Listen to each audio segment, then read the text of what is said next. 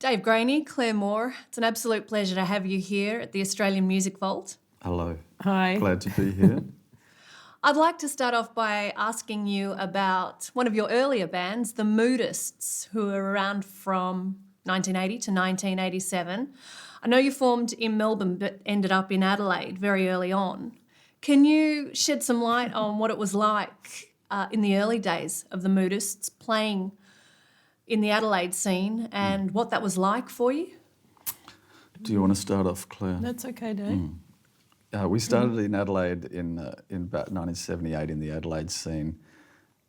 Smaller than Melbourne, but very vibrant musically. And we were both proud South Australians. Claire grew up in Adelaide. I was from Mount Gambier, about 300 miles away. And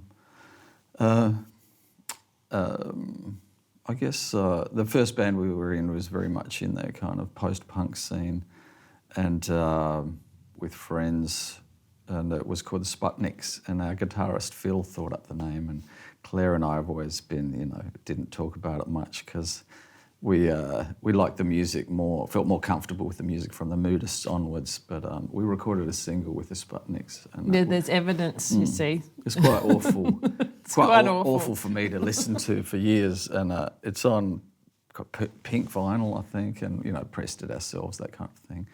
But well, you were seeing more music live than me. I'd hardly seen any music live, really, coming from Mount Gambier. There wasn't the opportunity, maybe 3 or 4 live acts. So music to me was a real world of, poring over magazines and really obsessing over records more than live performance. But you saw a lot. Or ordering records from the local record shop. The local record shop, which was like mainly sold white goods and sewing machines. But it was thrilling to order the Sex Pistols records from this guy who was mainly dealing in sewing machines. He thought it was filth. It's filth, yeah.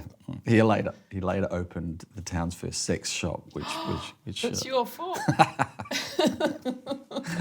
he had natural talent for that thing. But you saw many more live acts. Oh, yeah, well, I saw Radio Birdman play in Adelaide, and I think that was the catalyst to make lots of people go out there and form bands because they were so dynamic.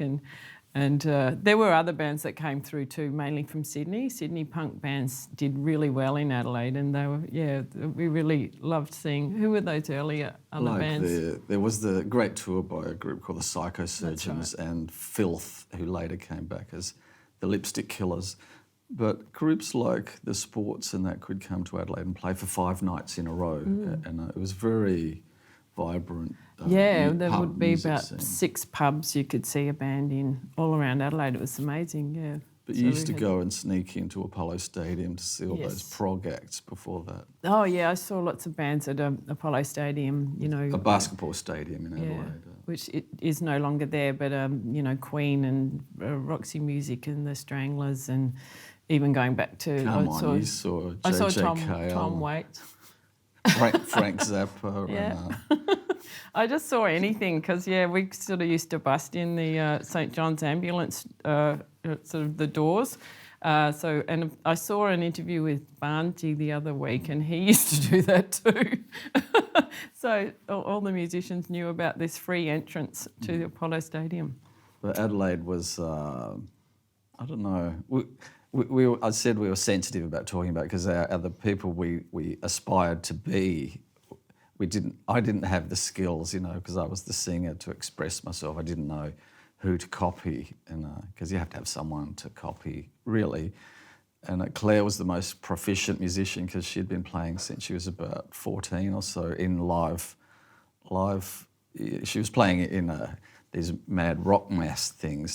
Your first gig was to 1,000 people or something. The Adelaide Cathedral, the Sister Janet Mead was my teacher, and she had a hit with the Lord's Prayer. She did, and she used to, instead of doing sport, we used to do band rehearsal. So I knew how to get a band together and make sure everyone rehearsed.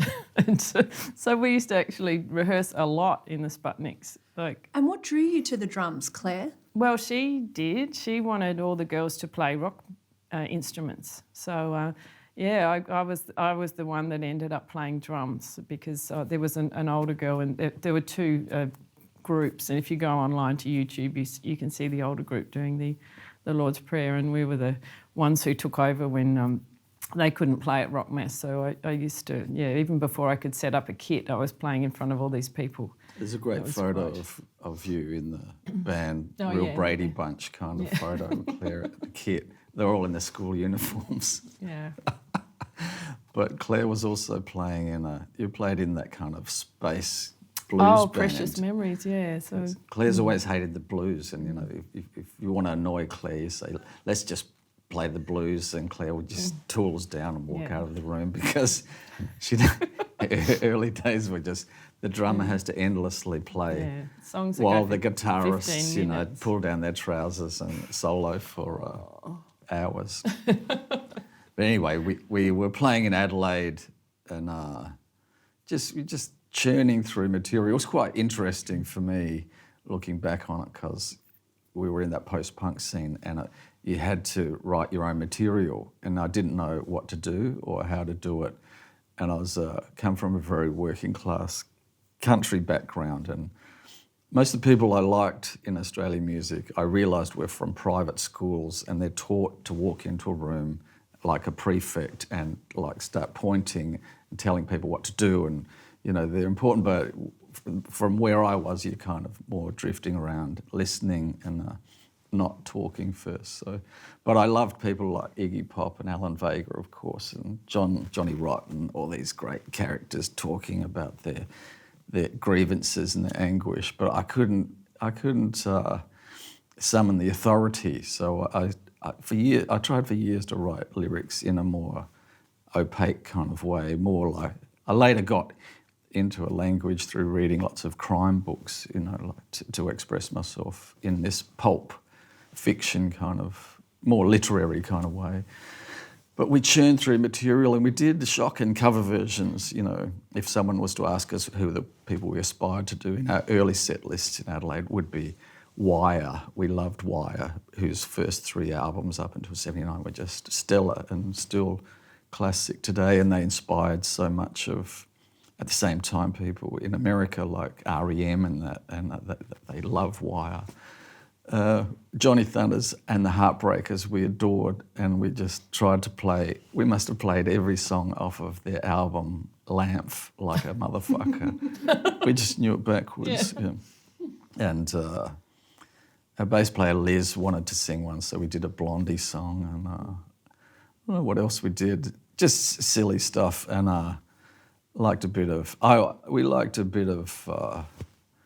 kind of R&B soul music, I guess, and we used to do sweet soul music, but for some reason I changed all the lyrics to boxing things about Johnny Famechon and fighting Harada, and Lionel Rose and stuff like, because the song is a list of people like, you know, do you like good music? Yeah. Like Otis Redding now, yeah. But no, I was going fighting Harada. Hard to find a rhyme for that. Fighting Harada was a Japanese boxer who fought Johnny Famechon for the featherweight title in the late 60s. But it's an occult world that... Back when boxers and chess players were actually on the front page and of newspapers. And ballet stars. Ballerinas. It's a different world. But eventually we moved to Melbourne, because Melbourne musicians would come to Adelaide, and they seemed to be more interesting. And who were they, primarily? Primarily the Boys Next Door. Also a group called Two-Way Garden, I remember, who were involved in the early days of Ogogo Records, and Bruce Milne, who later started Ogogo, was often accompanying people like that in Adelaide and just reading in kind of, you know, fanzines and, you know, papers of the time. The models would come too. Yeah, there was more kind of arty types, don't you think? And there was a group we used to go and see in Adelaide called Young Modern, who were really terrific, and they hooked up with this industry kind of group and went to Sydney. It was based around the Angels and kind of ex-Adelaide kind of, I don't know how you characterise them, more kind of hard rock, pub rock people, the Angels and Cold Chisel, and Young Modern were kind of stellar kind of power pop band. really kind of unique. And they went to Sydney and were crushed by the more harsh Sydney hard rock scene. But you could see that Melbourne cultivated weirdness And that appealed to you? yeah, and I think a big thing I got to say was football. Like myself and Claire and Steve, South Australians, we understood the language football. It's how people talk, and Is that why we fitted in here? I think in Melbourne, you could Okay. just joke and talk with people about football. It's like a language that Well, smooths. it's music and football in Melbourne, isn't it? Yes. Very much so. Yeah, but Melbourne also had the whole Carlton scene with skyhooks and that, which was all kind of had a lot of sort of weirdness about it, which went into the Seaview ballroom scene, I think, too. Well, let's talk about the Seaview ballroom scene. Yeah, so in the Moodists, we started when we were in Melbourne. Yeah. Right. And can you describe, for people that weren't around in those heady St Kilda days of the Seaview ballroom, the characters, the drugs, the seediness, but the artiness of all the bands involved? Because I think there were so many bands involved in that scene. Yeah, there were. It was a fantastic building, apart from anything else, and the people who ran it were really very kind to us young kids and allowed us access to the place pretty much all the time. We used to rehearse in there and get our dog checks sent there and everything. Like, they were really great, weren't they? Very accommodating.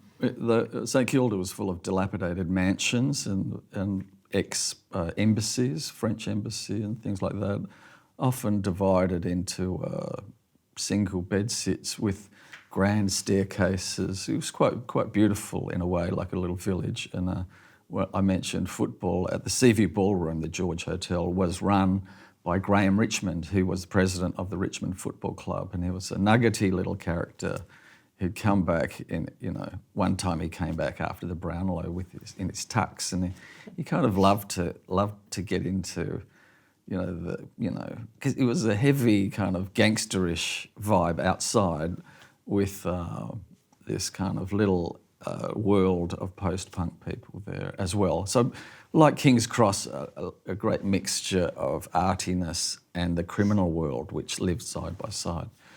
But Graham was a great guy, and he'd be, talking with you, and he'd say stuff like, "What do you reckon about these dead Kennedys boys? What do you reckon? How do you think they'll go?" And he had this kind of football kind of way about him. And he's famous for the way he ran the Richmond Football Club, and there's a clip of him attacking another coach on the field at quarter time or something, like throwing punches. He's a lovely character in his way. And but you mentioned drugs. We were not into drugs, and we were kind of unique in that crew because we were very outsiders. We were always had a sense of ourselves as outsiders. We were a bit, yeah. And that really extended to drugs, because people on heroin are really shocking to hang around. They pinch all your stuff, don't they? They kind of lie to you. They go, "Oh, mate, you're my best friend. Can I have that? Can I have that money in your pocket?" And it was tedious people to be around, but I don't know. I still don't know why people get into that drug. It's kind of ugly thing. So we were real boozers, and we were South Australian, and we were boozers, and thrilling, gargantuan amounts of beer we could throw down, and we kind of I don't know what other characters there were there. There was a big hole in the scene caused by the boys next door leaving. That's what Melbourne was like in the early days. And that's when they went to the UK? Yes, they'd gone to the UK. Sometimes at the Seaview Ballroom there would be groups playing, and because the boys next door always made great video clips, there would be a TV outside in the foyer, and there would be more people standing watching their videos than watching the other bands, because they were allied to this kind of arty people. They made great early clips before they left, yeah. How long would you say the Seaview Ballroom, that St Kilda scene, lasted? I don't know. It's a bit of I think it started around 78 and we were around there in about 81, do you think? And then it kept going. We went overseas in 83, so it did go on for a while after that. But I think the place, it just started to get gentrified. It closed down actually for a while. Yeah. It was derelict for years.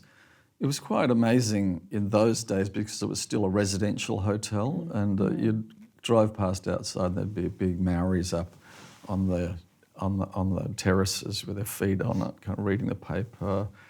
And sometimes we'd have to go and get the keys off of someone in the bottom bar, and it was just so terrifying to go down there into the snake pit.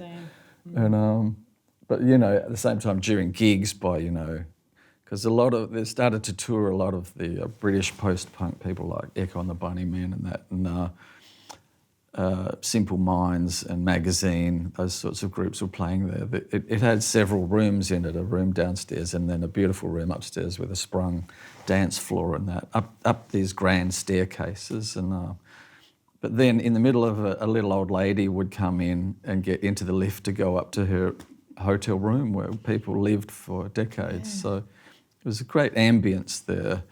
And unrepeatable, I think. It was just every single night of the week, I think. There would be 1,000 people in that room. It was huge as well. It was when there was nothing else to do except music, so there were no other choices really, especially in that area. And we never had a car. We just walked there.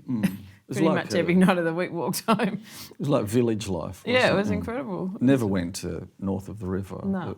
There was a few. There was lots of other good venues. The Tote was already there. I mean, the Stockade in Carlton. Yeah, but you just played at or around St Kilda. I wanted to talk to you guys briefly about the country towns you visited back in the Moodist days. I remember playing in Mount Gambier quite a bit, Dave, and we did a tour of the southeast of South Australia, Mount Gambier, Bordertown and Millicent. Did we really play in Bordertown? Yeah. And I remember getting run out of Millicent actually, headlights in the rear view mirror chasing us out of town one time. Why was that? I think we were ahead of our time for Millicent. Do you remember that day? Millicent's a timber town outside Mount Gambier. Used to have a cellulose toilet paper factory there. And driving near there in my youth, it just was the most appalling smell. Had a drive-in there we used to go to. For some reason we played at the hotel. We just thought, I guess, that groups should go out and play wherever and get out of... We couldn't get into the suburbs of Melbourne, so country towns seemed to be more within our grasp, but just because we knew a few people from here and there in South Australia. And we did 2 sets at this place, and then the woman running the thing, she had her hair in curlers and a smoke out of her mouth, just taking us aside saying, "Can't you play something people fucking know?" And so this is all we got, sorry. And we were pretty loose and probably quite drunk, and stony silence. My mother was there and my younger brother. They were yelling at the crowd, calling them a bunch of hicks, because my mother reckons they were wanting to hear Slim Dusty. And eventually they just pulled the plug on us, said, get out, you're offending us. And they all crowded out onto the street as we put our stuff in the gear, looking heavy kind of thing. But I don't know whether we were particularly scared or anything. I was. Yeah. I wasn't from around there though. Yeah. So, Then we played an appalling gig. I got stupid drunk in Mount Gambier too. So oftentimes we deserved the opprobrium of the audience. We weren't doing them any favours and doing ourselves any favours either. But we're a pretty powerful group, and I don't know, we played in Colac. I just remember playing on the floor, carpeted floor like this, and just some young guy just coming up and spitting food in my face. I think, our bass player was Liz Dealey, and she really had a go at a guy who kept telling me and her to get our tits out. That was, but yes, he got short shrift from Liz. I guess the funny thing was there wasn't anything else to do in those days, so you'd get everybody at your gig, you know. And, Especially in country towns. We did the gold, is it the, what is it called, the iron triangle? yeah, earlier on we were so well. appalling in our group, the Sputniks, and we found, for some reason we went to Whyalla, Port Augusta and Port Lincoln, and they were really kind of, you know, harsh places, and they would just openly tell you, you know, there's a curfew on for the black fellas, you know, they just tell you, Really and they didn't use that word, you know. And, I don't know how we survived that, because we were so bad. The other band were Worst. I think we were the worst. The other band, the accountants, were pretty bad, but we were all pretty bad. Well, Claire, you used to have to collect the money for the groups. Was there ever a time where you didn't get paid? Oh, I don't know. That doesn't happen very often, amazingly. Yeah, I mean, sometimes it's hard to get it, or you have to wait. I'm not going anywhere until I get paid. But it doesn't happen that often, fortunately. Mentioned Bruce Milne earlier of A Go-Go Records. Had your records come out at this point, and how pivotal was Bruce, I guess, in recording and releasing your stuff? I mean, I know him to be a major music fan. I imagine him even back then championing a lot of the scene. Yeah, he was. He got us into the studio to do the first EP, didn't he? I think we did one. We did our first single. We won a competition, and That's right. What was that magazine It's called? just in a little, before street magazines, there was this precursor of that called Tag, T-A-G-G, and just a listings thing. And they had a competition, and we won a day in a recording studio. It was in South Melbourne. It was more of an advertising thing, and It was probably worth $4,000. yeah, it would have been very expensive. And anyway, we went in, and that was our second experience in a studio, really. How was it getting Tag magazine the following month or after you'd done it? And was it vinyl, or was it like a flexi disc? Well, the whole process of making a vinyl record would take months. It just took so long to make it. It wasn't to make it and to get the artwork together. It just took months, and So it wasn't a flexi disc, but it did get released. So yes. yeah, that was cool. Where the Trees Walk Down. Yeah, so it wasn't. It was just we won this competition to go into the studio to record. It wasn't. But back in those days, though, people used to have a gig. They would release They'd have a gig at the Seaview, and the two bands that were on the bill would have a double-sided single that you was given away when you bought your ticket to get in. So I never knew how they actually made those. So we did a single for A Go-Go in 1981, and then another one in 1982, and then a kind of 6-track EP for them as well. Bruce was a great catalyst, I guess, in the local scene.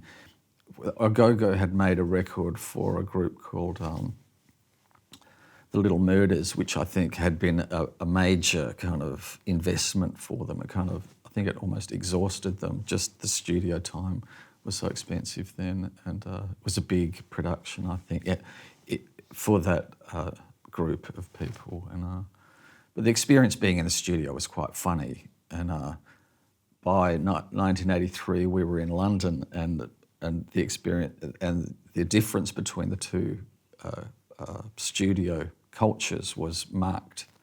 In Australia, everything was still carpeted, small rooms, mainly for advertising. Musicians, get out of the room, we know what we're doing, shut up.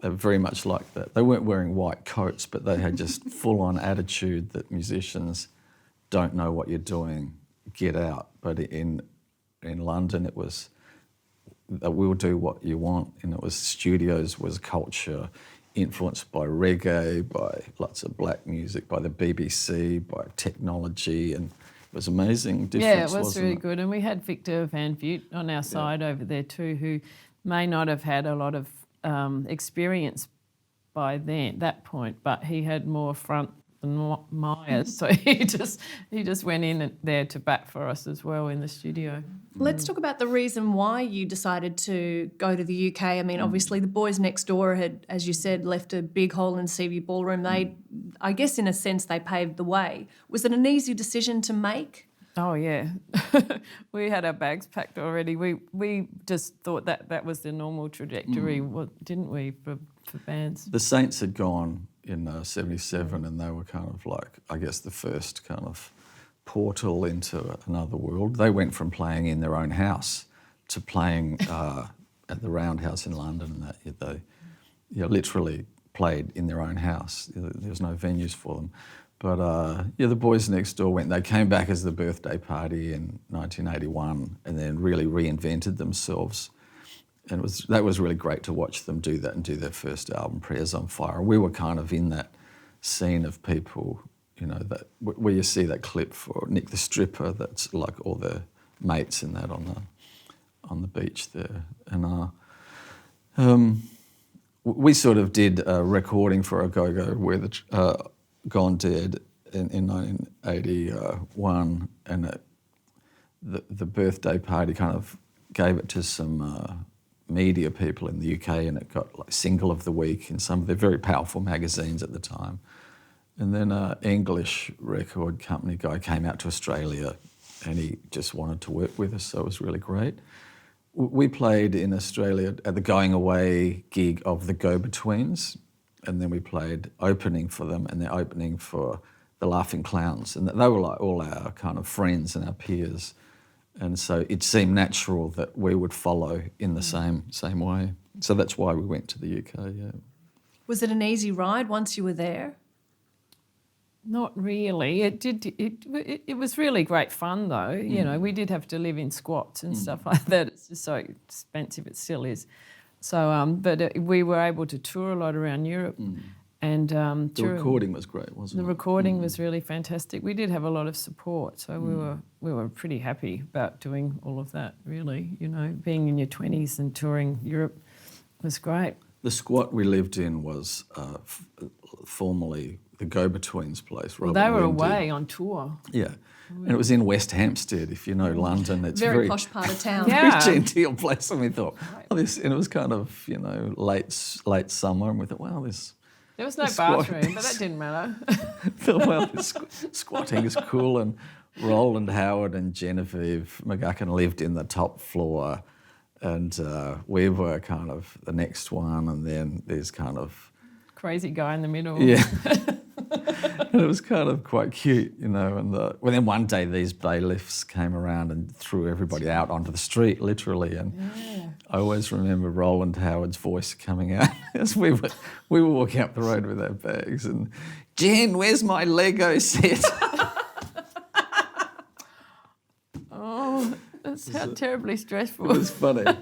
Roland, they were very, you didn't see much of them. They lived in this... In the garret. In the garret, yeah, like that. But Roland would be always just playing his guitar and just had a fantastic collection of books I'd never seen before. I was very interested in pulp literature, and he just had the first Jim Thompson books I'd ever seen. He was a very interesting character, and we'd known them in Melbourne, yeah. So it was nice kind of landing for us, I guess, amongst peers and friends. And we got to play with them over there too, like we did in Melbourne. So it was... There were other people, weren't there, like the Fall, who we'd played a lot with the Fall in Melbourne. They came to Melbourne in 1982 at one of their early peaks when they had a great album called Hex Induction Hour out, just absolute classic, which we listened to all the time, and we played with them. And I think they were in Australia for months, Australia and New Zealand, and there's a famous picture of them on the cover of that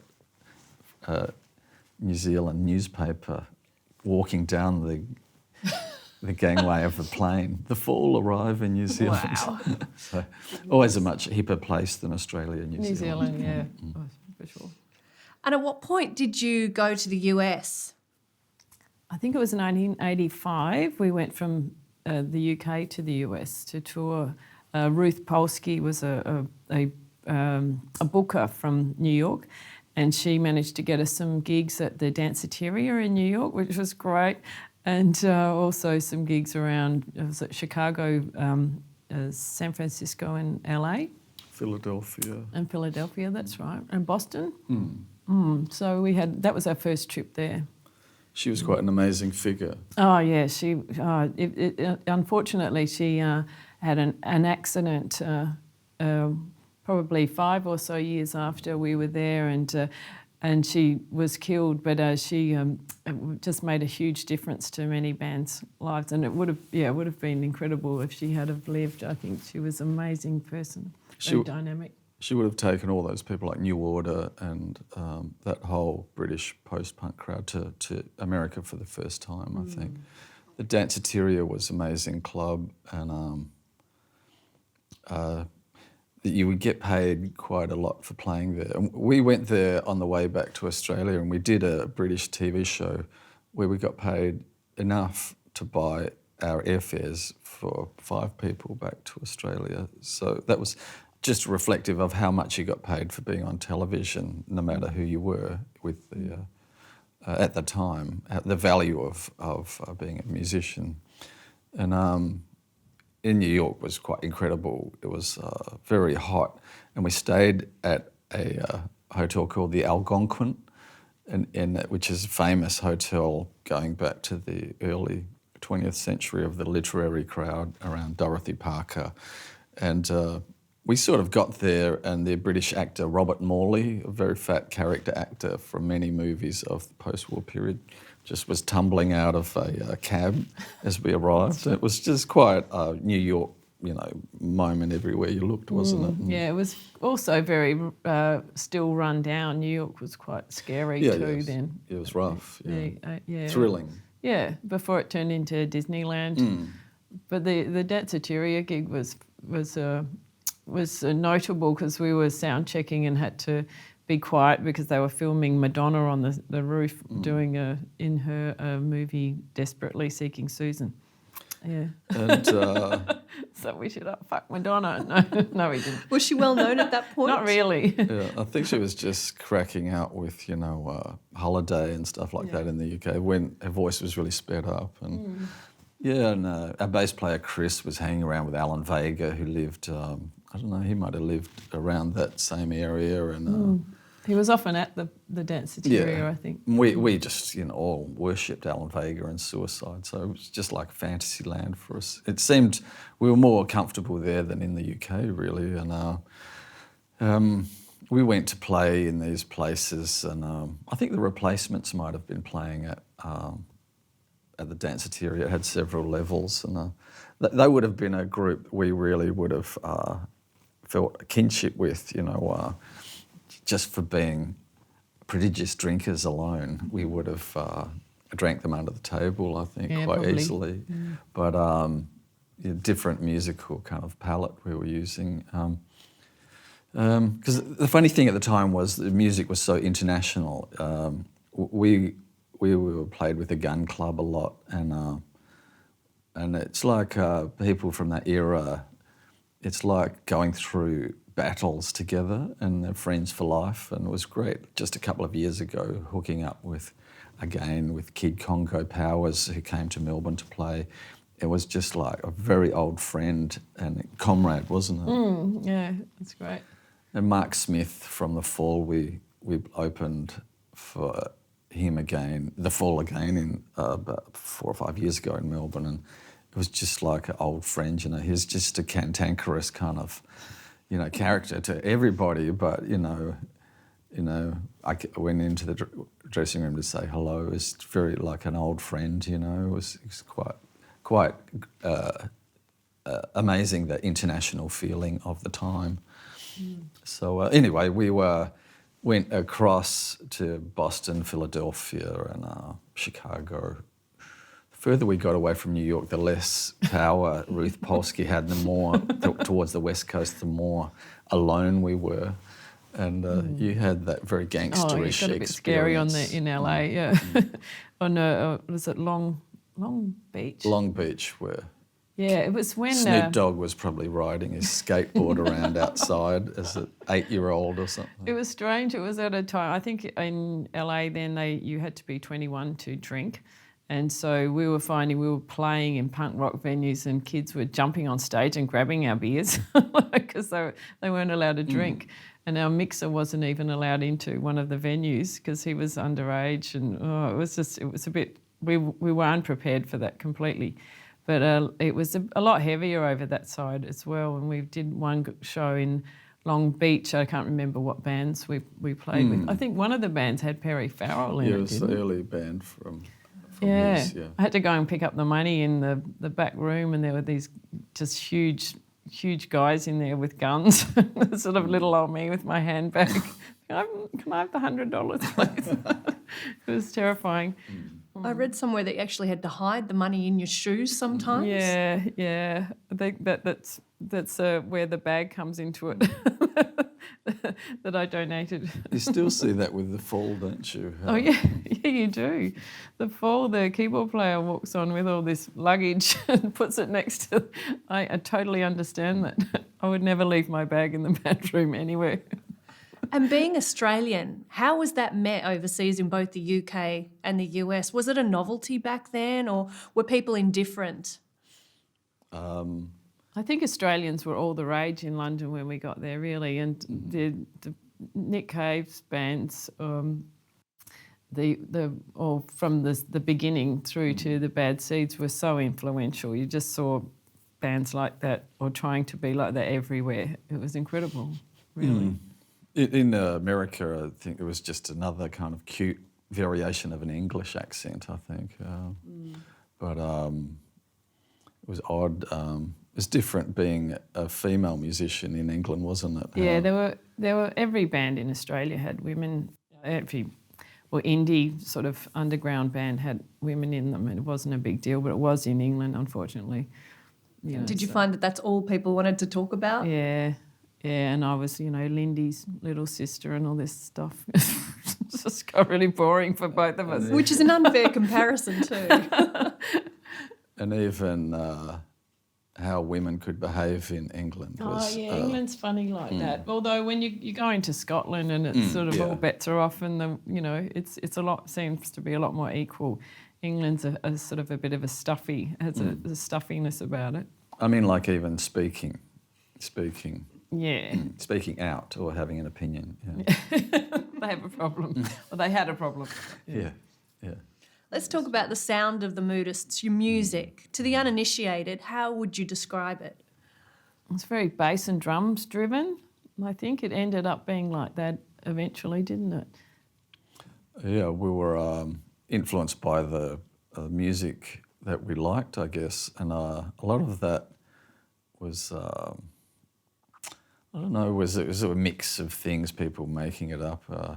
Like in the drums, for years, people followed the Velvet Underground, so they shied away from cymbals and hi-hats, and it's all tom-toms. Like you hear the Susie and the Banshees, like their drummer, the first drummer could only play the tom-toms. And Claire almost played with the Jesus and Mary Chain, and that was their thing too, wasn't it? Yeah, they took away everything except for a snare drum or something. I'm just standing there like, what do you want me to do? Bobby Gillespie from Primal Scream was their drummer at one Yeah, point. just Yeah. after After the Darklands, their second album, they did all that crude stuff on a drum machine, I think, and then Claire was asked to repeat it. Didn't work out, but anyway, that's okay. And as far as vocalists, I was at the beginning. I was really copying Peter Shelley from the Buzzcocks, and then it was a higher thing, and then it was just Jim Morrison, Iggy Pop, and Alan Vega after that. And a big thing in music, the most influential music, like explosively for me, influential, was the Cramps, who had no bass, but the Cramps brought in kind of roots for music and a language of sexuality, which wasn't in the post-punk kind of language. Nobody knew how to talk about it because, in a way, it was a reaction against Rod Stewart. A lot of punk rock was a reaction against Rod Stewart. And the role prog of music, wasn't it? And prog rock. I mean, the ELOs and Barker. Backman Turner. Yeah. I don't know.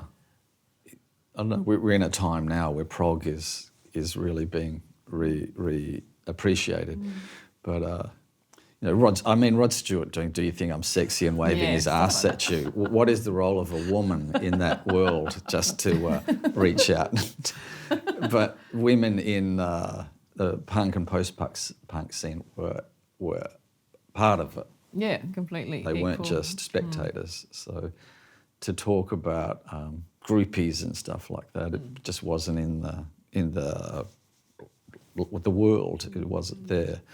But so anyway, the Cramps came in, with this great rockabilly kind of. It kind of enlarged vision of the dimensions of the music in a way. So, but so we really liked bass heavy stuff, I guess, which was coming from Pill, Public Image Limited, and perhaps even Killing Joke and that kind of.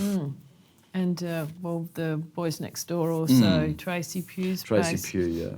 Our bass player and Tracy were very good friends, and also the Hunters and Collectors. Yeah, you can hear it in a lot of music from that time. Talking Heads, going from and the pop group. I guess it's reggae and funk coming into rock music, and the guitars became little spindly things on the side, not so much dominating the sound, like AC/DC or something. And the Moodists were very much a part of that, and the recording. We were lucky in the recording, artefacts that remain of the Moodists.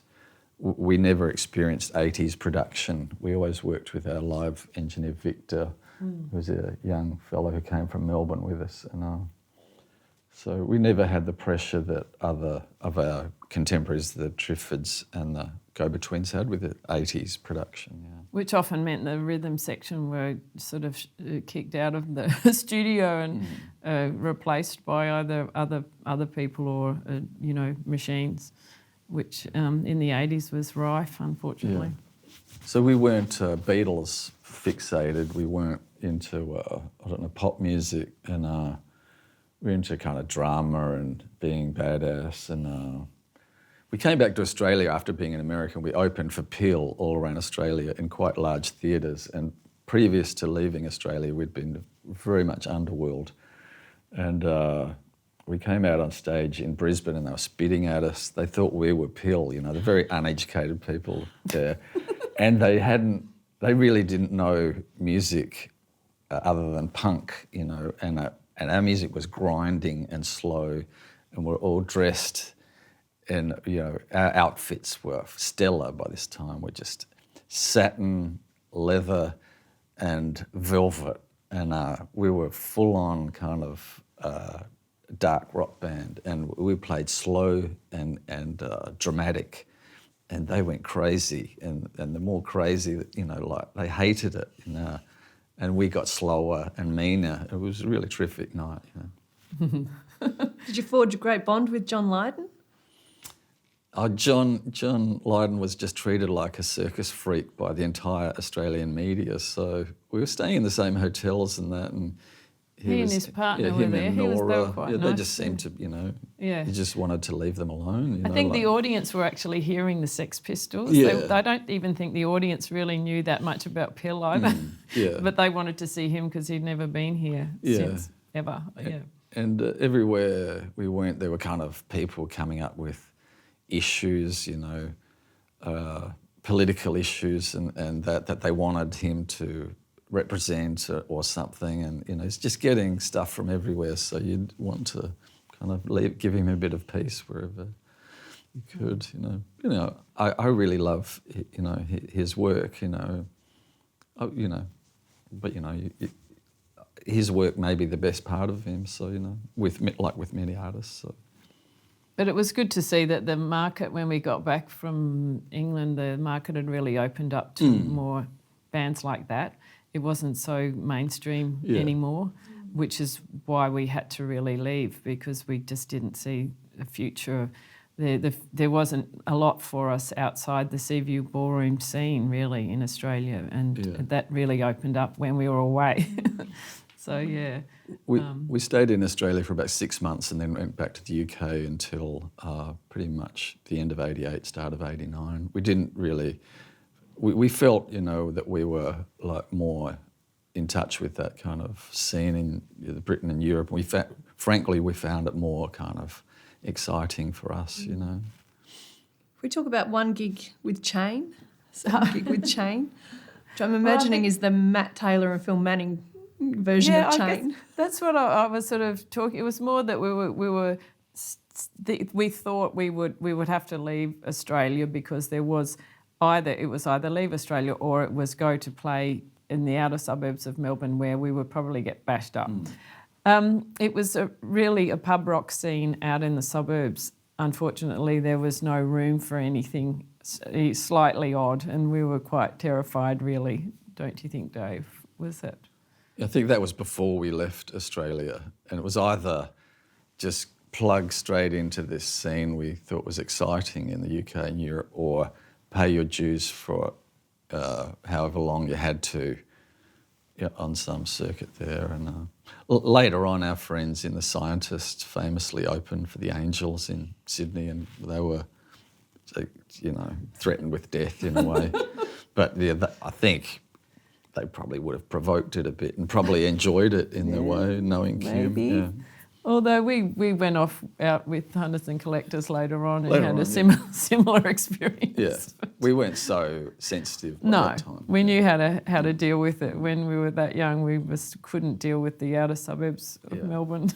Yeah, because there's a real, I guess, major label versus indie label, avant-garde music, which you were very much part of, versus the commercial pub rock of the time, that was on Countdown every weekend. That's right, and I think the bookers were wanting to, dip their toes into the world of indie music, but they didn't know where to put the bands, and they were thinking, oh look, we'll just put them where we put everyone else out there, and we just sort of we knew that it wasn't right. It wasn't. We went out to one of the venues that's out near where we live past where it is now. They would be like afternoon gigs, late afternoon gigs, just 1,000 drunk young guys. You walked in the room, it would be quite, tense. We thought we couldn't survive there really. Yeah. So you go back to London till around about 89, you said, and then at that point, was that when you formed Dave Graney and the Coral Snakes? Around 87, yeah. And then you returned to Australia, is that correct? Yeah, we found out we couldn't stay in the UK because Claire and I were 100% Australian. We didn't have any English grandparents or anything, so we were told we had to leave one day. We had a really hot band, the original version of the Coral Snakes, playing around in London, and I guess there was a latter period of the Moodists where it foreshadowed that quite a bit. We began to work with friends from Scotland who had been involved in a group called Orange Juice, who were great friends of ours, and David McClymont on bass and Malcolm Ross on guitar. And they'd been in groups that, because we'd loved Orange Juice and the postcard records scene before we left Australia, and then we were playing with them. It was great and learnt so much from them. And the music in the latter part of the Moodists was kind of more towards what I wanted to do, I guess. And that led into Dave Graney and the Coral Snakes with Malcolm on guitar, a friend called Louis on piano, and a friend Gordy Blair on bass, and me and Claire. The sound changed a lot when they joined, yeah. Yeah, and it was more like the Moodists, we all wrote songs together, and I just floated over the top with the lyrics kind of thing. But I was writing all the chords and arranging the songs, and I wanted to be more like a 70s singer-songwriter like Lou Reed or Tim Buckley, like a singer-songwriter with an electric guitar. And it's interesting that you put your name in this group because you really were the pivotal focus, the frontman, and how much the music changed, I guess, from the Moodists to Dave Graney and the Coral Snakes. It was like that, and it was a different scene, and it was different for Claire because we'd been so equal in the Moodists, and then, it took years for, just to find out how to work and how, to work in a group. But I was writing, really focusing on writing songs and wanting to present a kind of show, set of songs with different feels and that. It was very, different kind of consideration about performance, and that's just the way it started. And sort of got onto a great British label called Fire Records, and we were putting out records, and then told we had to come back to Australia. So it was quite a traumatic period for us. And yeah, I remember once Dave Graney and the Coral Snakes had established themselves in the Australian music scene, there was quite a buzz about you. Couple of record releases, and I guess the pivotal moment for you was winning that ARIA Award for Best Male Vocalist. That was in the mid 1995, yeah. Yeah. A pivotal moment because I guess we were so used to seeing the commercial artists win every year, and here you were coming from the outer. And it was a special moment in Australian music, I believe. How was it for you? At the beginning of when we were talking to you today, like we said, in the early Melbourne music scene, we were outsiders. We've always been outsiders. And so we came back to Australia and we did an album with the White Buffaloes for a British label. We went back there again, did another fantastic album called I Was the Hunter and I Was the Prey. One of the best records we've ever done in London for that label. And so much of... Later on in our career, I wrote a song called I Will Have Always Been Here Before, which is kind of a psychedelic tune, but we always had this strange... We were coming out of this foggy kind of background, and when I won that ARIA Awards, it was like it, because it was very odd, because we had all our peers, our friends from the 80s. We were kind of active 80s people, but here we were in the 90s, and we were on a small label attached to a major label, and there was Triple J playing a music on the radio, there was The Big Day Out. We were in the middle of all of that. No one ever talked about the Moodists, and we didn't carry it around with a lot of baggage, but it was a part of us. It was part of our power. Like me and Claire had a lot of power because we had unfinished business with the world in a way. We really had a point to prove. Yeah. We were strong and had, scores to settle. And our friends in the Go-Betweens, for instance, they couldn't get into the 90s, and the Triffids, they couldn't get into the 90s, and they were we were still quite close with them, and they were like Robert and Grant had really great solo records coming up, but we were happening, or it was odd, and then like you say, we were working so hard playing to big crowds, and I won the Best Male Artist in 1995, and before that it had been Barnsey and Farnsey, backwards and forwards, Diesel, Barnsey, Farnsey, Diesel, and then me, and I won the award, and I was dressed we'd been in London working, and I had a pink velvet suit and platform shoes I'd bought from a shop called Rocker, because I was a rocker, and I'd been watching a favourite TV show from the 70s called Jason King, with Peter Wingard, who I thought that's who I wanted to be, and I went and got a amazing wig, and I was dressed. I was like in my world, and it was like I was like a freak, in the most positive sense. And then I was sitting next to Tex, my friend Tex Perkins, and the camera came down, and the winner is, and we were both almost getting out of our seat, and I thought it would be him because I'm just enjoying myself, and then I was the winner. And then I had to go and get my award, and Chrissy Amphlett and Shirley from Garbage thought I was a serial pest, coming out of the darkness to do something terrible. And there was no air hugging or kissing or anything, and I was the winner. And it was highly improbable, and I said under my breath, King of Pop, because I thought that was less pompous than Best Male Artist or so. Which was a nod back to John Farnham as well, because he'd won the King of Pop countless years back in the TV weekdays. So I thought that was quite clever. We had the funniest night, and we, everybody, all of us, we were having a really great time in the music scene, and working with a big label and all that. And they didn't know who we were. It was great, and And then we've got, you know, we stayed in the John Farnham suite at the Siebel Townhouse. We're getting drunk in the Ricky May bar. And, awesome. and the head of ARIA came out the next day saying, we have to get rid of that Best Male Artist Award. If guys like him are winning, you know, he's an anti-hero or something. We have to get rid of that award. Is that true? Yeah. Did he really say that? And, Wow. And then the next year Great. they destroyed the Siebel Townhouse and knocked it down. You know, it was overreaction, I thought. But we had recorded a new album we were really happy with.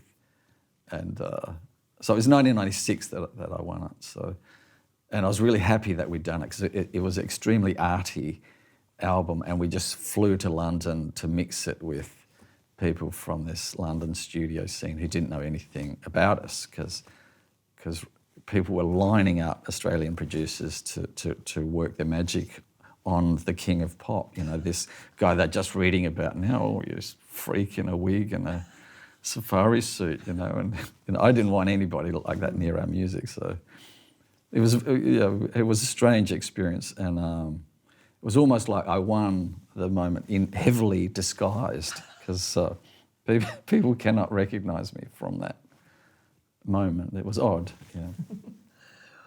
What are you most proud of musically? We just worked. We still continue to work, and you know, my favourite gig is my last gig. Yeah, that we've managed to be able to make records together for so long. I think it's really good. As music, after the Coral Snakes period, we finished in 1997 playing with Dave Graney and the Coral Snakes. Just wanted to do something different, and after that period, I started playing a lot more guitar as a performer. Began a different style of performance, and I love the music from that period as much as any other. But we did an album in 2007 called We Was Curious. I think that's really one of the best we've done. And Claire and I did a double album before that called Hashish and Liquor, which was a double set. Like Claire did an album called Liquor, like alcohol liquor, and mine was hashish, and it was a taste of infinity and a taste of the abyss from Claire. So I quite like that one as that's good. Really equal expression. What would you do differently given half the chance? I'd like almost when we were doing the soft and sexy sound after that, we had a great A&R guy, Adam, and he said, who do you want to produce the next album? And he said, who are you listening to? And I said, I really love Tupac's All Eyes on Me. And this is like 95 or 6. And Tupac was just blowing up. And he said, great, we'll get onto Dr. Dre. Oh. And I said, I really like the guy, Dat Nigger Daz, who does a few tracks. Like, yeah, no worries, we'll get onto them. And so I would have loved to have It didn't happen. Didn't happen. And I know Dr. Dre is quite a hip guy from other people who've, you know, he's not just in a world makes of hit just records, Dave. Dave. Yeah, I would have loved to have. Well, other than that, to work with Quincy Jones would be incredible. Oh God, yeah, it would be amazing. But Dr. Dre would have been really cool. Dr. Dre would have been amazing, yeah. And where are you at now? I know you're still playing live. I know you're still recording. How do you feel about your place in the Australian music scene? Oh, well, I don't know. You have to. I think we're just odd outsiders. And I mean, all old vintage musicians are outsiders in a way. But, you know, I have a friend, was it Lucky Oceans, who told me, they asked Count Basie how he'd like to be remembered, and he just said, nice guy. So, I don't know, we were at the Community Cup in Melbourne yesterday, which is a great social occasion with many musicians and people who go to see music and that, and just had, I don't know, quite a wide, different generations of people we can interact with. We're really lucky we get asked to do interesting things because people know who we are, like film soundtracks and, you know, playing in the bubblegum machine at the community cup. All this week we've been working on music for a horror film, which has been, it's very interesting to do that. I really love doing that kind of thing. Film music fantastic. is like part of a larger story, narrative type thing, one part of it. And working with a producer to try and get the most out of the music is really interesting. Having to work with other people in that way is quite odd. It's strange when you're having to work with people who aren't musicians and they have to try and talk to you about exactly what they want. It can be hard. It can be, and it makes you realise what you know about music and how much you know. All of a sudden, oh right, And the I do know something. And the music in film, and we've worked in film and documentaries, it really, they need it to work, make clunky kind of changes in mood and tempo. They need music to assuage all those kinds of moves they want. So it's great working on that. We're going to finish up very soon. I'm going to ask you about your contribution to the AMV. But I have to ask the question, you're not only partners in music, you're partners in life, and you've weathered decades and decades together. What's the secret to your long-lasting relationship? Being in the same band, probably, although that doesn't always work, I'm told. Fleetwood Mac. I don't know. What do you think, Dave? We've often been asked about that, and all I can say is if someone isn't in the same, because we're both musicians, and you try your best at something and it doesn't get any traction or nobody responds to it. If you're a partnership and you had to go home to someone outside that world and say it didn't work out, and Might be difficult to explain. yeah, how do you explain it? Yeah. So in some ways we've never had to explain the irrationality of our lives. We've never asked those harsh questions, and because it might be we might be just mad or something to go back to the same place repeatedly looking for a different outcome. That's possible. But we both enjoy music. After a while playing, at the beginning, like when I was saying, we had aspirations that we couldn't, approach. It's very frustrating, but after a while, music is very enjoyable, and just in itself, in a way. And those long drives of nothing but silence. Yeah, we've driven so many thousands of kilometres in our car, going out and playing in Australia, staring into the Horizon or oblivion. Wonderful. Yeah, so I can't really answer that question because I don't think we've ever asked it of ourselves. Yeah, that's probably the secret. The secret is not to ask. That's right. Claire, let's talk about your contribution to the Australian Music Vault. Your beautiful black bag, little designer number, and your black boots. Oh, my RMs, the RM Williams boots are the only shoes I wore for years playing drums, and they're very good. They've got a bit of a heel, and they were heavy enough when you're playing the kick drum. It gives you that added, that boost when you're playing drums anyway. I always think it's important not to wear sports shoes when you're playing drums because it's not a sport for a start, and you need something heavy on your feet. Anyway, so that's why they're in there. And the bag is a bag I used to take on tour when the Moodists were first touring around in Europe. And I, for some reason, had to be the money collector, band manager type. Often you just fall into these roles. You don't ever know how it happened in the first place. While everyone else is having fun drinking and that, I'm sort of trying to get the money off someone.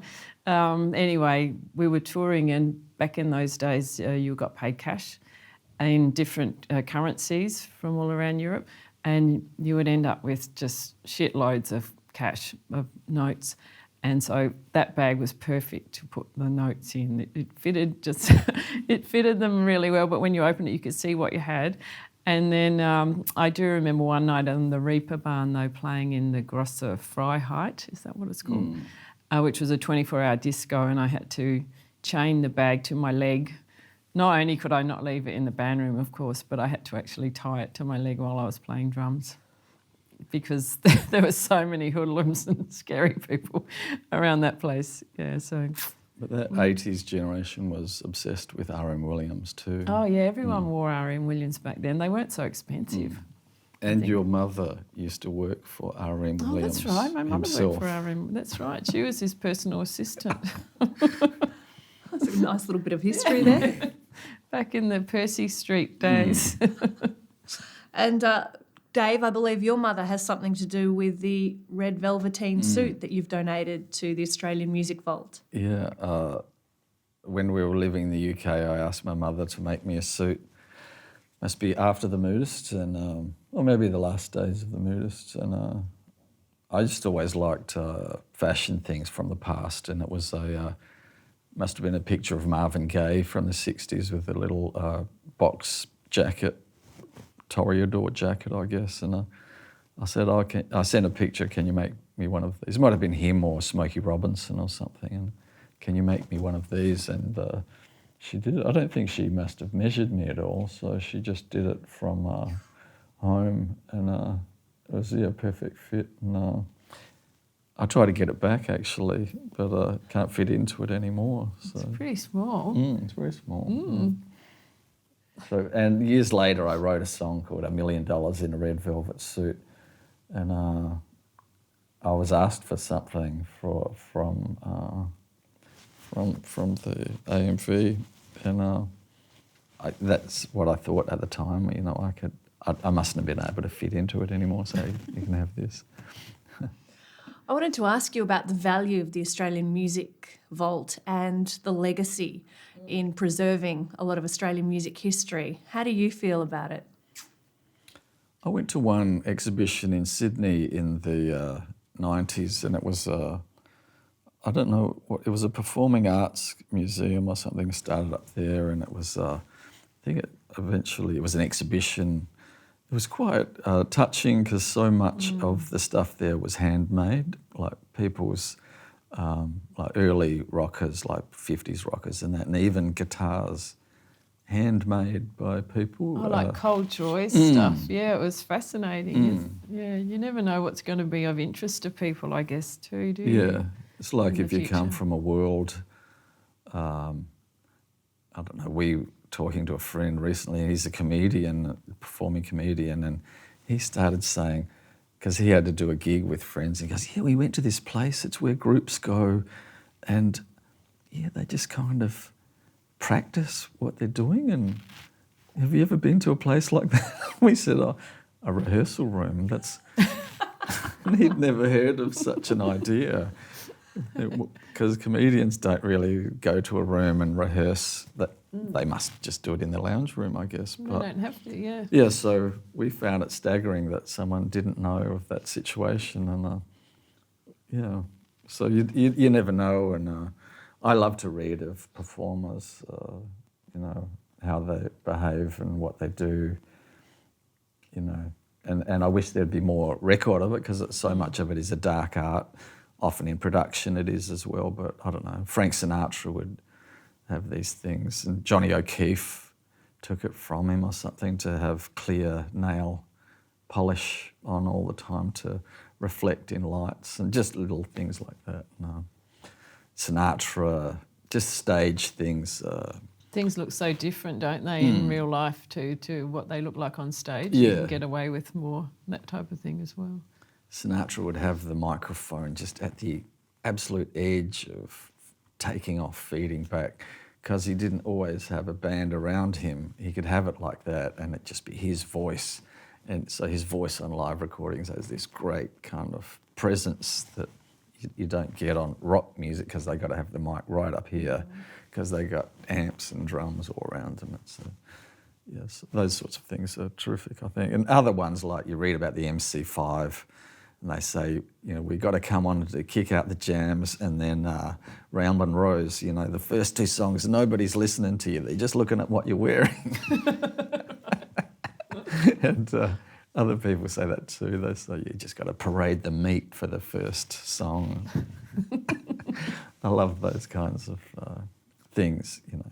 The more of that kind of thing. And costumes do make performance a lot easier, Yeah. don't they?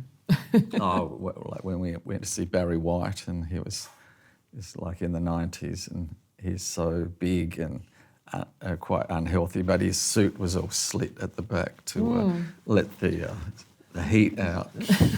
He could hardly get up the stairs, you know. It was like Wearing an orange silk suit Yeah. is difficult at the festive So that was a terrific night. The audience was just full of Melbourne's gangsters and their